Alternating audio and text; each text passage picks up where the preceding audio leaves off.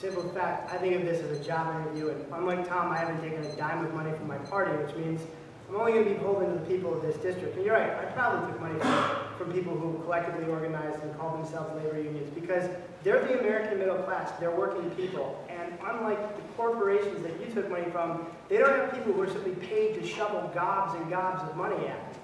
Now you say that this is home, that you're never going to leave here, but yet you were mayor of Corning and you left your post. You people of Corning trusted you to finish their job, and when the times got difficult, rather than actually face up to your responsibilities, you raised taxes twice, and then you cut and ran. I couldn't do that in Afghanistan. I was offered a lot of other easier jobs, but that would have been shirking my responsibilities. So how can we trust you not to do the same thing? If an ambassadorship opens up, or a Senate position? I mean, you told the people of Corning the same thing. I'm never going to leave you. I'm going to be your mayor. I'm going to make sure I take care of you. And then 1 year into your term, you cut and ran. So we still have some time to go back a little more. You've got another 30, but just follow. Yeah.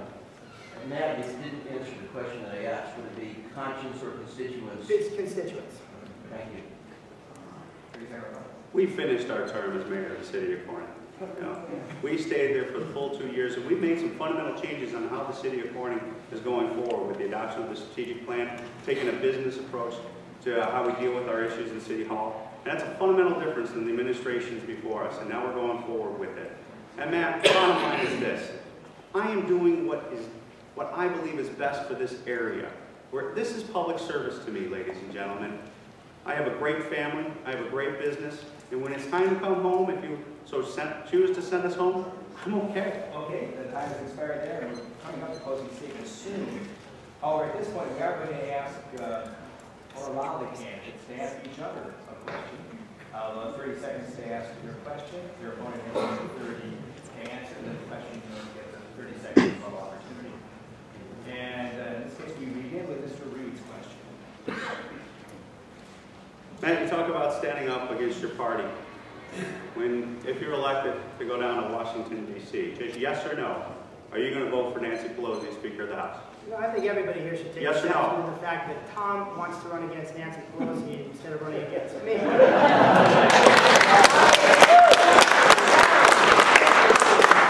With Nancy Pelosi, I have a complete and utter disagreement of how we move this country forward, and I think the only reason you bring him up is because that's the only way you know how to attack me. Now, I have no idea if I'm going to win this election or not, so this is really kind of a putting the chicken before the egg or the cart before the horse kind of question. Nancy Pelosi has no idea if she's going to win her re-election or not, but I'll tell you this. Getting down to Washington, if there's any other candidate out there from my party that pushed forward, you can be proud to know that I will not be voting for her, I'll be voting for them. You didn't get a yes or no. You didn't get a yes or no answer, ladies and gentlemen. He talks about me being a politician, but here we go with a classic political answer, and a lot of the answers and positions he's taken tonight are political answers. I'm not going to let you get away with it, Matt, because you are throwing things at me left and right. And all I'm telling you, I'm sick and tired of that type of exchange, ladies and gentlemen. We're telling you who we are. This is a job interview. I have a fundamental love for this area. It's never going to change, and we're going to do the best job representing you, and our door will always be open. Mr. Zeller, your question. Tom, you know, a lot of people we didn't get to tonight have asked you about Social Security, and you always give a vague answer about wanting to have an honest and open debate, which is odd because we're a debate, yet you're not having the honest and open debate. And you talk about all options should be on the table, but then you failed to give us a plan. Now, we both agree that growing the economy is necessary to saving Social Security. We both agree that we've got to stop reading the trust fund. But let's assume that additional steps have to be taken. Folks here will have heard my plan about Social Security, and I say privatization is off the table. In fact, you said my solution is the only one that shouldn't be on the table, which is raising the cap. Once and for all, on the record, of all the solutions that have been proposed, means testing, raising the retirement age, privatization, cutting benefits, what is your plan for keeping Social Security solvent? Bottom line is this. We don't support privatization. We do support having an open and honest debate on it because solutions can be brought forth by that open and honest debate. Your solution is the old adage of raise taxes on Social Security recipients. That's not acceptable to me. What I do believe the solution is going to come from, it's going to come from my generation. It's going to come from my kids' generation. They are the ones who are going to have to pay this bill. I'm going to have to pay this bill.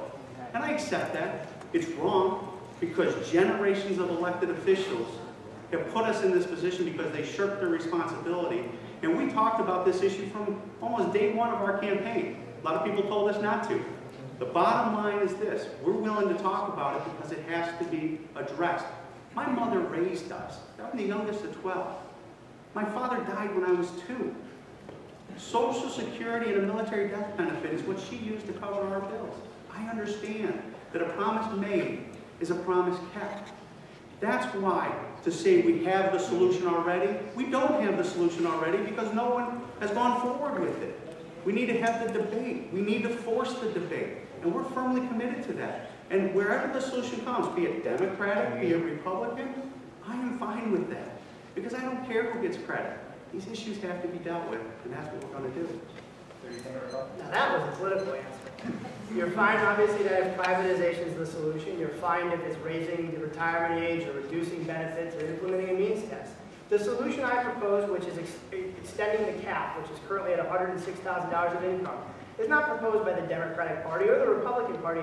It's proposed by the Nonpartisan Congressional Research Service as the only means that the federal government has at its hand, other than increasing the number of people who are employed, to actually making Social Security solvent when you remove raiding the trust fund. And that's what I stand for, making sure it's never privatized and gambled away by Wall Street.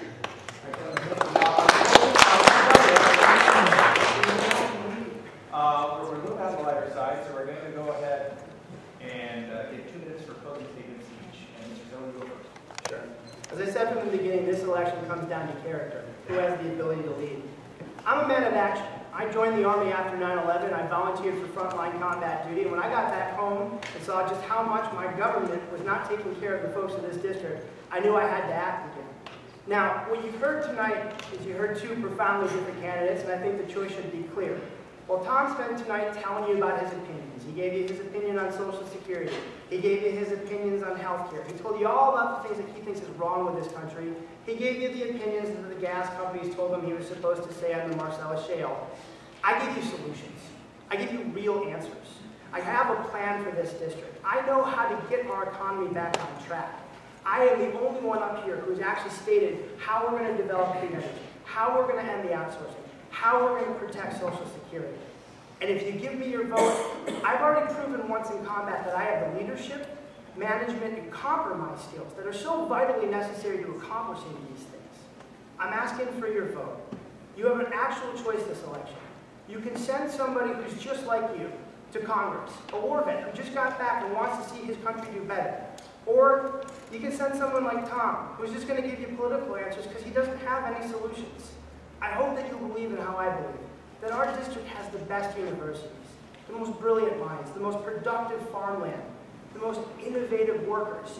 And if we can just harness our potential, we could become the global innovators of clean energy moving forward. I'm asking for your vote. If you're looking for someone who has the proven leadership, the ingenuity, the integrity, and the character to lead, I ask that you vote for me this November 2nd. And our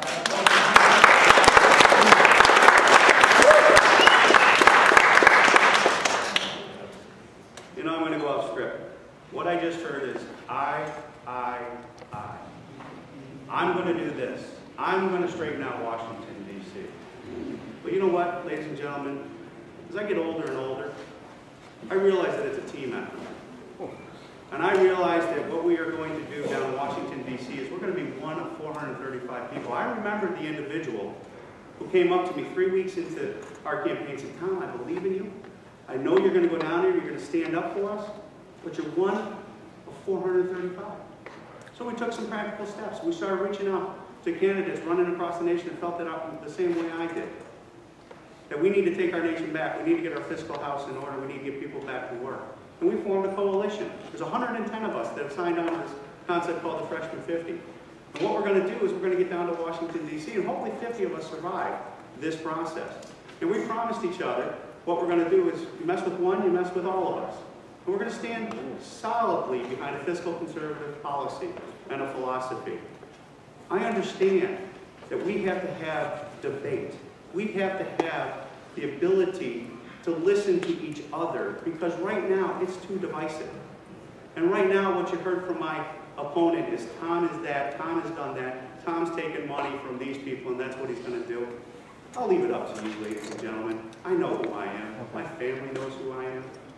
My friends and neighbors in the city of Corning know who I am.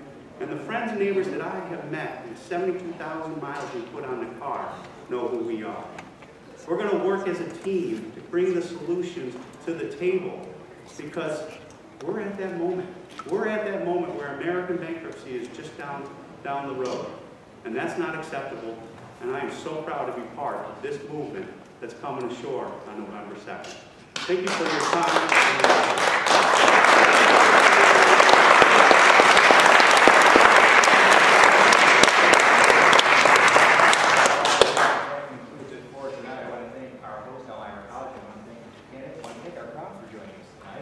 Thank you for watching us at home. And remember to get out and vote on November 2nd. Have a good night.